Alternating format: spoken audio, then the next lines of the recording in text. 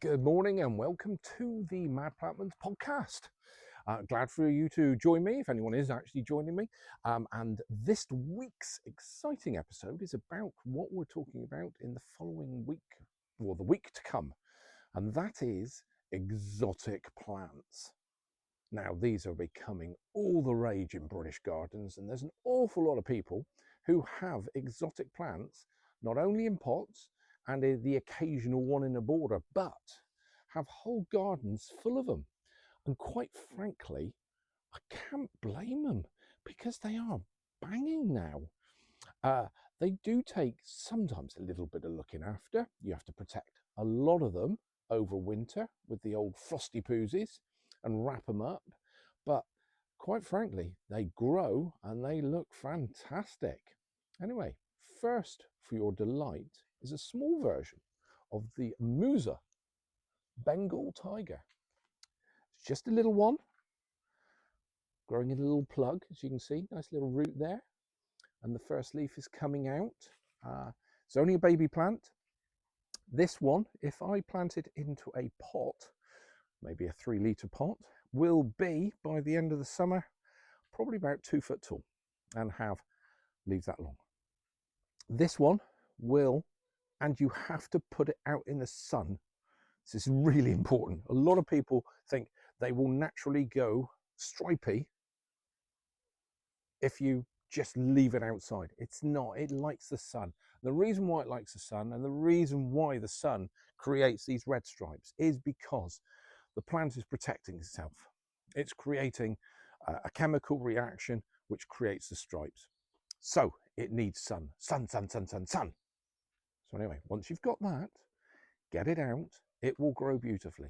You have to protect this one at winter though. Either wrap it up if you're leaving it outside, and if you're leaving it outside in a pot, wrap up the pot fully with some sort of fleece or bubble wrap or anything like that to insulate it, and tie it off. Mine at the moment look like sort of like small sheep dotted around the garden, where I've wrapped these up and other exotic plants, which is quite funny actually, to be honest, when you watch them.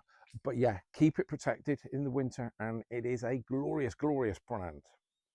However, once you have them, they are just spectacular, and it will grow over time to a couple of meters tall with these big long leaves. Great plant. Come back year after year. Just have to protect it in the winter, and don't forget, in the summer and spring and autumn, keep it in the sun. It likes the sun. So they got that one. That's the Musa Bengal Tiger. Next, we go to the Ensete, which is becoming one of my little faves. This again is another tender banana, and look at those leaves, even at an early age. Now this one's not quite as big, and I've got a couple which, when they grow out, and the reason why you're not seeing them now is because it's March, and quite frankly they're still hiding. This one will grow probably to 2, 3, 4 feet maybe.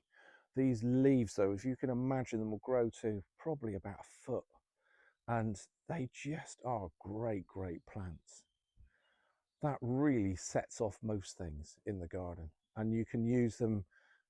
I like them in a pot, I have to be perfectly honest, because you can shift them around, you can protect them properly. But I know a lot of people who've got the exotic gardens, they do keep them in their gardens all year round, and as you can imagine, that against green foliage, wow, perfecto, an absolute beauty. That is the Ensete Maurelii. What a cracker. Anyway, that's that one. We'll go on to the third banana plant now, and probably my favourite, even though it's not as exotic as those and it doesn't create the leaf interest. This is a Musa Basjoo, Basjoo. Apologies for the pronunciation if there is an apology required. As you can see, there's a little dinky monkey. This one will grow to about 4 meters high. The leaves will be not far off a meter in length and 30 or 40 centimeters wide. I've got a couple of plants which have just woken up from hibernation, which I will grab hold of now because this is a little babby. Now I've got a couple which are about 6 or 7 months older than that and have lived in the polytunnel. Oh, bear with, you can see the back of my head. It grows quite well, doesn't it? That leaf there, a week ago, wasn't really a leaf, to be honest. What a belter, though. Look at this stem. Now, this one, I still wrap it up over winter, but you don't need to because it is frost happy. It will go down to apparently -15. I wouldn't be brave enough to tempt it, and they are such beautiful plants. I would still, once the leaves are finished and they've come back, look at protecting this stem and wrap something around it, even if it's something like straw, or I know flavour of the month is, you know, sheep's wool and stuff like that. That would be fantastic. If you do that, you can protect it over winter just in case. But it is frost hardy, so you don't necessarily need to. So you can stick that one into any British garden, and quite frankly, it will be absolutely fine if you do nothing to it. I'm just being a bit of a, you know, finicky swine when I wrap mine up, and quite frankly, because I'm wrapping all the others up, might as well do mine as well. But I've got some a couple of plants which are about 18 months old on those, and I think this year they'll top 2 meters. But yes, belting plant. Anyway, what else this week? Now, this week we are going to be talking about propagation. We are in propagation time now. We are sowing our seeds in trays, in pots, in plastic bags. We've got soil blocks, and quite frankly, it just gets so messy with soil blocks. It is quite good fun, but it is like primary school, sort of like mud patties, to be perfectly honest, and I get so mucky, it's just not true. But we will be talking about propagation, and in particular, one of my favourite types of propagation, layering. And the reason why I like layering plants is there is always a will it, won't it, with a lot of cuttings that you take. You can put them in, you just don't know whether they're going to take root. However, with layering, because it is still attached to the main plant and it is absorbing and taking in energy from the root system of that main plant, the bit which you bury should root, and invariably does root. So there's some great plants this week. I'm going to be doing that on roses.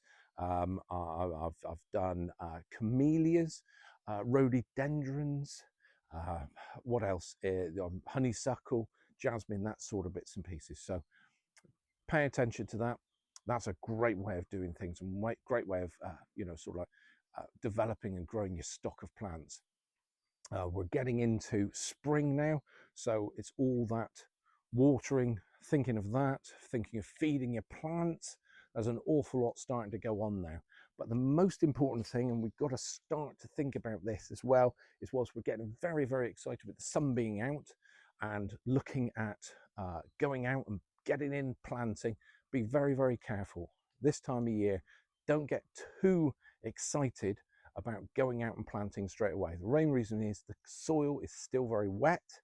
It is still very cold. So anything you're planting in, the roots may or may not like it. So sometimes it's worth just holding back for a few weeks, wait until you're sort of like middle of April, even end of April, and then start it then. And of course, we got some good old garden law from Granfer. He'll be in talking his normal bits and pieces, giving us a little bit of history.